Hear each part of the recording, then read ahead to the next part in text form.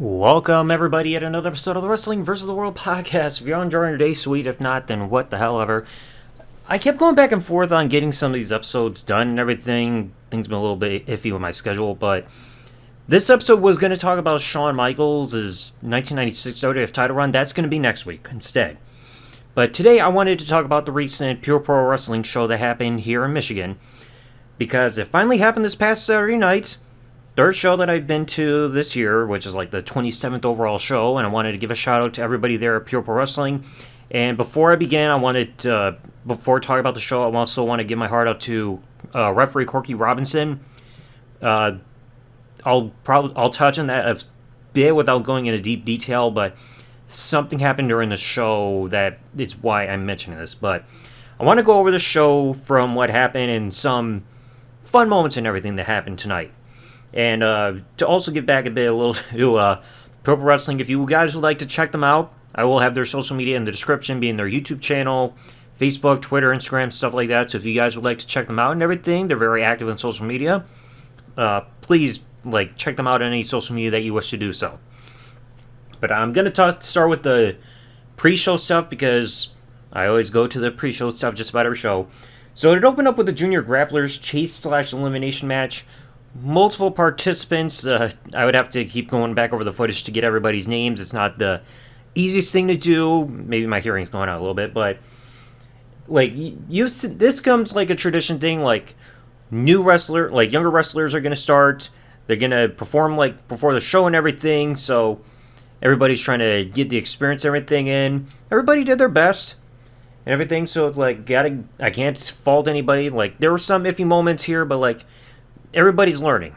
That's what the Junior Grapplers program is all about, for younger wrestlers getting in the business and trying to, get experience and get better as time goes along. You can't fault somebody for trying to get better, or any people, because, you're young, you're trying to develop your skills and everything. So the kids did their best and everything here. Now, we also had another pre-show match. I believe it was Vito Jackson, I believe his name was, going against Giles Jameson the First. And I think Giles Jameson, he looked like one of those preppy, rich guys. He had the fur coat and everything. He's got a watch. And, as he getting in the match, he's trying to say, oh, I can't do a lockout. My wrist hurts a couple times. But Vito did get the win. Because, I was impressed by the spear he gave at the end of the match. It actually looked really good. So, Vito, congratulations on your victory here for this pre-show. Now, we also had, the karate demonstration, for Fusion. I did not record this. I don't know anything about martial arts or anything like that. So I did not review any of that part from the pre-show, but that was all the pre-show stuff. A couple things in there.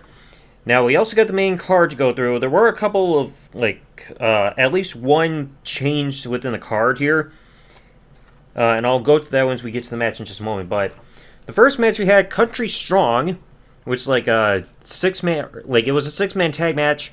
Country Strong, you can tell they're redneck type of Southern guys. They're actually pretty entertaining. I remember being there in the front row and hearing them being like, oh, we got to count to 3. 1, 2, another 2. They're actually pretty fun. Now, initially, it was supposed to be CJ Woods, Trevor Hunt, and Solomon Stone, according to the flyer that was actually out with the card. But instead, Solomon Stone was replaced. I believe his name is A+ Andrews. Fun overall 6-man tag match. Like I said, Country Strong going out there, always having fun, is always an entertaining thing. They're dressed like elves and going wild and everything like that. So I believe, Country Strong did get the win here. Fun 6-man tag, and like I said, I can understand why people liked Country Strong, because I remember they were giving out candy and everything during the last show and everything, hey, we got candy under our straw hat. Who likes Halloween? So bravo to Country Strong there. Now we also finally had something here we had been waiting for: the Pure Pro Wrestling Hall of Fame induction of high-profile Dylan Knight. I was going to bring a sign there, because, I brought some signs during the show for the fun of them. I was going to bring a sign there that tried to say that Dylan Knight's induction got delayed because of the government shutdown. But I was nah, I'm not going to do that. But you had Xavier Justice, the owner of the company, out there. Hard to Kill Dylan Derringer, who's one of his greatest rivals, came out there to induct him.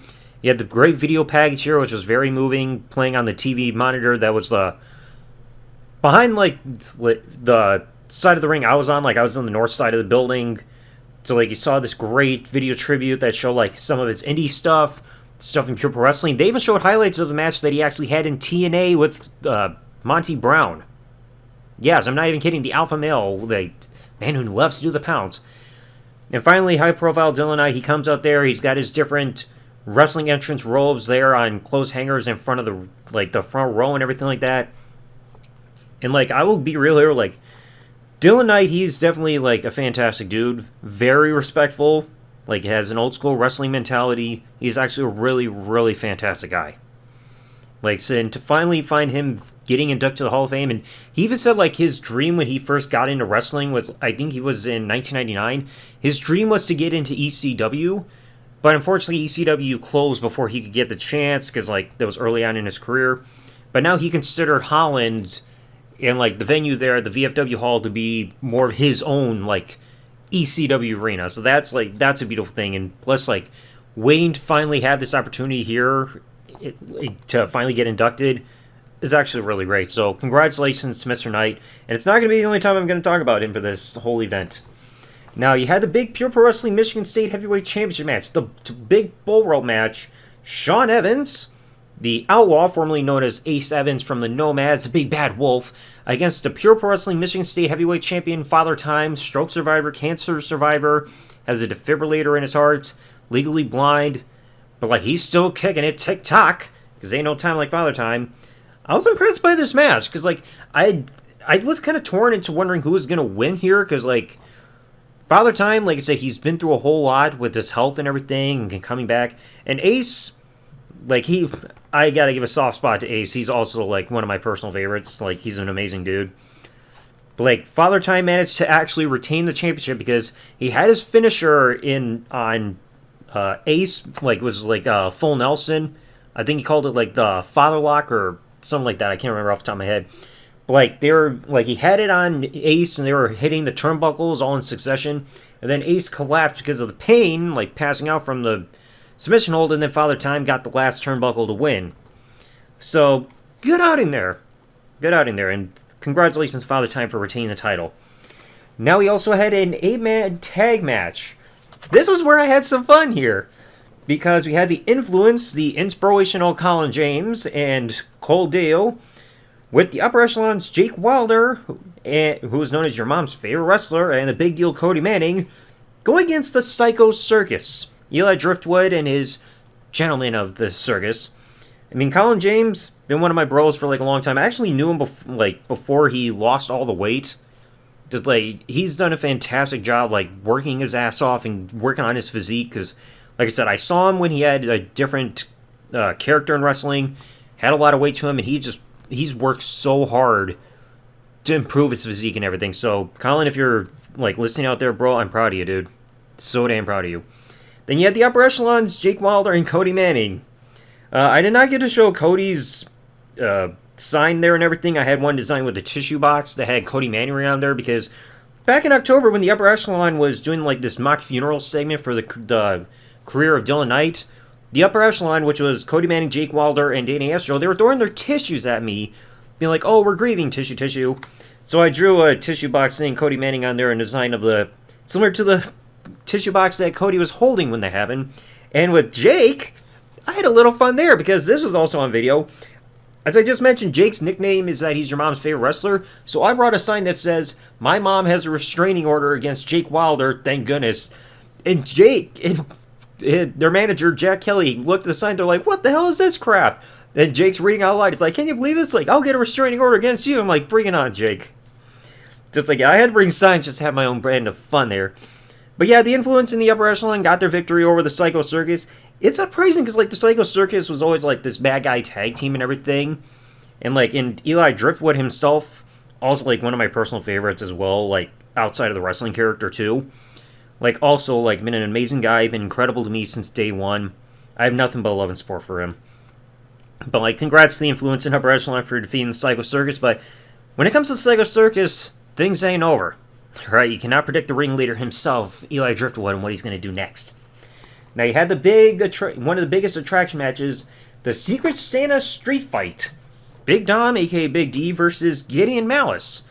And according here, Big Dom actually won the King of the Castle tournament, which like comes with a trophy, but Big Dom didn't have it. I was expecting Alpha Ray Adams to be there, like he's also one of his teammates, because I had a sign that said Alpha Ray Adams eats out yellow snow.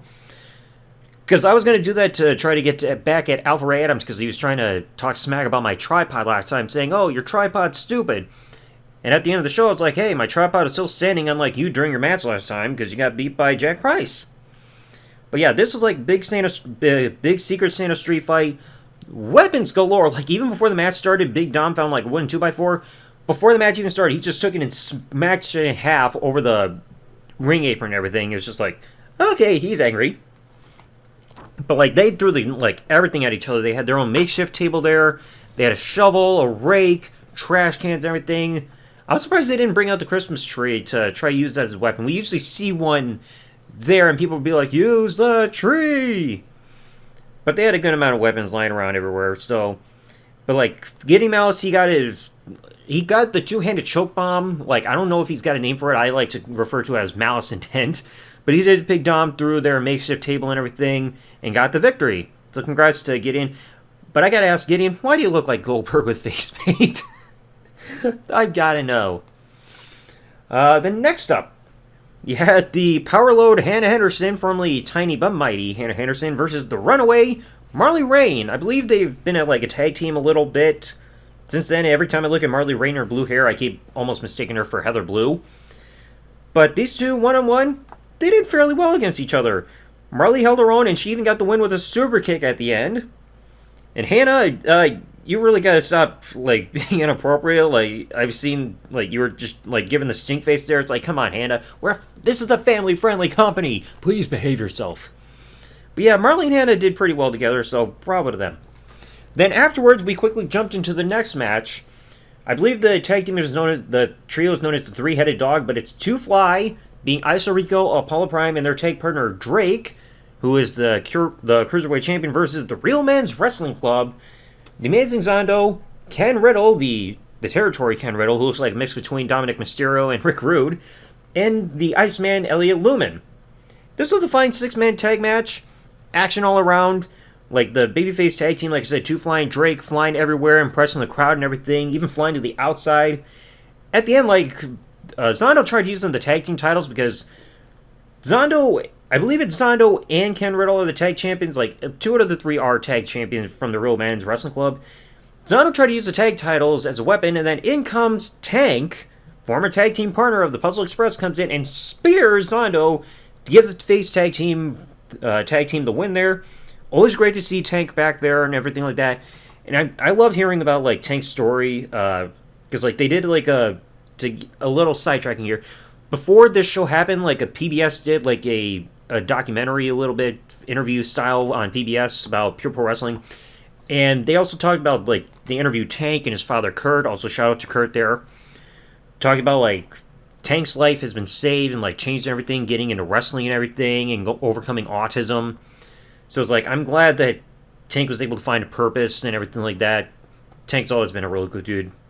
But yeah, congrats on the 6-man tag match, everybody out there. Then you get to the main event that tore the house down. You have the AIWF Continental Championship match. Challenger, Hard to Kill Dylan Derringer versus the champion, Rocket Man, Danny Astro, with his manager, Jack Kelly. People refer to him as the Willy Wonka. I prefer to call him the Monopoly Man, because apparently there was, like, this story saying that he's got this briefcase with a $100,000 bounty on whoever can take out Dylan Derringer. You got high-profile Dylan Knight as the referee, who is no longer part of the upper echelon. But the rule was saying that, like, nobody could try to cash in on the bounty on Dylan Derringer so that we could have the match. And it was automatically announced that, hey, Jack Kelly, you got until the count of 10 at the beginning of the match to get out of here, or else the title's going to be stripped from Danny Astro. And Jack is bolting to the back, and I said on camera, it's like, I have never seen Jack Kelly run so fast. And, like, I referred to him as Monopoly Man because, like, I had Monopoly money in my bag and everything. I was going to offer him as a tip, but I never had the chance to get to it because of what happened after the show. But this was one of the most hard-hitting matches. Like, the rules were pretty much relaxed. They had chairs brought out and a table and everything. I thought, like, Dylan Derringer was going to do like a swanton to Danny Astro off the top through the table, but the upper echelon got involved and everything. They even took off the top turnbuckle to try to use as a weapon, which failed. They eventually went through the table because Danny got like an Uranagi / rock bottom off the apron to Dylan Derringer through the table, which is right near me and everything like that.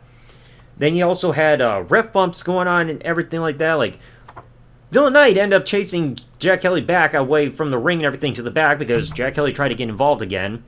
You had a couple other referees like Rick Kennedy and Corky Robinson, like they were getting taken out because I think Rick Kennedy took like a super kick and Corky took a forearm to both get knocked out and everything like that.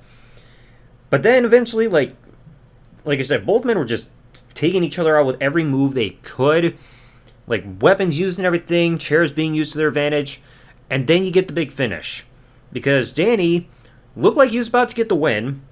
Because like he had a chair in hand, then Dylan Knight comes back, he's got his own chair in hand. And Derringer, he's struggling to get back up to his feet, and like you're getting this big stare down, like challenging, like between Astro and Knight, being like, oh, like you want to go, swing chairs, come on. And then Swerve, like I had a feeling this was gonna happen when I saw like the video on social media prior to this. I was like, oh no, we're gonna get a Swerve, aren't we? Yep, because then Dylan and I turned around and just cracked Dylan Derringer in the head with that chair. Like that's the loudest chair shot I had heard in person, just right over the head, unprotected, and that chair was all dented up and everything. It looked like the steel chair that you saw from when Undertaker cracked over Brock's head back in Unforgiven 2002. So Dylan Knight turns heel, Danny Astro pins Dylan Derringer to retain the title, and because of the rules, because Derringer failed to win this match, he can no longer challenge Danny Astro for the championship. And then all the rest of the upper echelon came back out, and Dylan Knight took that suitcase, like briefcase that Jack Kelly had that had $100,000 in it, and claimed himself because, like, hey, he claimed the bounty there. And then he took one of his own robes and put it around Danny Astro, and then just walked away. So, like, a big swerve there, and, like, the upper echelon stands tall. And then afterwards, like, Jack even saw my own sign that I had for him, where I drew a toilet with a purple, like, top hat on there, and a plunger next to it that had the upper echelon logo drawn on there. And he's just like, oh, really? Because, like, I think I could see on video he's trying not to crack. But, yeah, an incredible main event there. But, yeah, but then, like, also, like I said, my heart still goes out to Corky Robinson because, like, it seemed like everything was safe when, like, he took that forearm from Danny Astro, but then he rolled out on the floor, and, I'm not going to say what exactly happened, like, in terms of, like, his state, but, like, they had to, legit call for an ambulance there because of, like, a medical emergency. So, Corky Robinson, if you're listening out there, my heart goes out to you. I really hope you're going to be back in 100% as soon as possible. Because, like, that was unnerving. It was like we had to pretty much evacuate the building. Everybody slowly did. I checked on some of the guys to make sure everything's okay. Like, make sure everybody checks on Corky and make sure everything's good. But yeah, this was a wild night. And, like every time I go to these shows, these are always amazing. Like I said, this is my 27th show here in town going to, and it's always been an amazing time. Like I said, main event, absolutely, like, incredible. The Secret Santa street fight was chaotic and, like, hard-hitting and fun. The tag match is always great. Congratulations, Father Time, for retaining the title. And to everybody out there in Pure Pro Wrestling, happy holidays to you all. I hope you all enjoy holiday season. Stay safe and everything like that. And I will see you all again coming up in March when y'all come back at the Civic Center and everything. Yes, I already bought my ticket before this show happened and it was announced and everything. But, and like I said, I just hope Corky Robinson's going to be okay. Because, like, this was a pretty unnerving thing, but let me know y'all down in the comment section below. Like I said, this was just another wild night. And these are always, like, amazing shows to go to. If you enjoyed today's episode of the podcast, please remember, leave a like, subscribe to the bell, turn on here on YouTube, comment what you thought below. And as I mentioned before, if you would like to check out Pure Pro Wrestling yourself, their social media is in the video description for Facebook, Twitter, Instagram, and YouTube. Because, like, they always do, like, Friday night fights, like, live streams, and, like, their own videos and everything on Fridays and everything. So if you want to see another wrestling company out there to get your fix on wrestling, I definitely recommend them 100%. So thanks for listening, everybody. Like, comment, subscribe. Peace out, and good day, everybody.